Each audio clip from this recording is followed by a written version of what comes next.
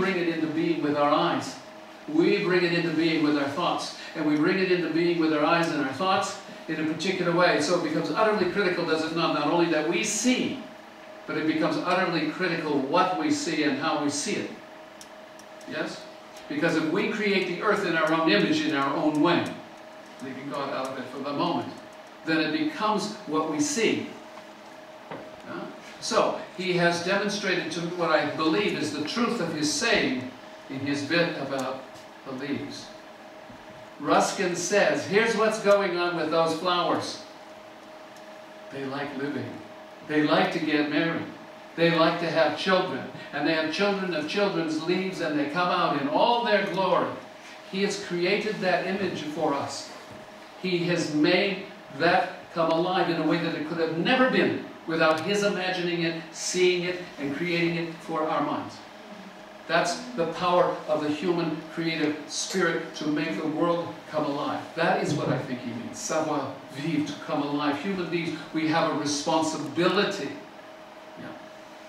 to bring the world alive, to make it full, to make it whole, to take care of other human beings that we come into contact with in the time that we have for doing that, which is shorter every day. Yeah? And that's what he wants us to see. Only human beings can do this. Without us, there's nothing. He calls it in another place. Without us, the ice world. But with us, all possibility is there. But it's not just seeing one thing. Remember, I began with the idea of seeing. Right? It's just not seeing in a simple way. It's seeing in a much more complex way. Mighty of heart, mighty of mind. Yeah? To be magnanimous, to want to be that, is what we need to do. I have a secret, says the little prince. It is only with the heart that one sees properly. All things essential are invisible to this eye. But to this eye, all things are possible. Yeah? So Ruskin's message to us is to find the secret to how to see life properly and well and healthfully, and then to give that away to other human beings we come into contact with. As I walked on the Ruskin Road, drove on it mostly, all those months and years, over those 6 years, those were the things that impressed on me time and time again of what he was trying to do as I looked at the paintings and the places and the buildings and all of that. And there's never a moment in Ruskin where he's not essentially teaching us to see properly and to live our lives to the fullest and to help others as we do that.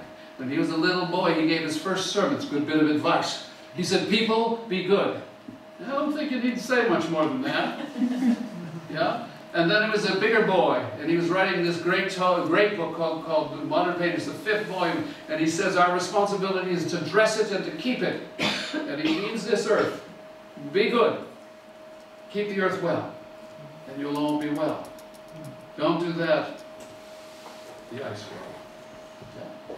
That's what I think he means by that. Okay, I know I'm done. 7 lamps.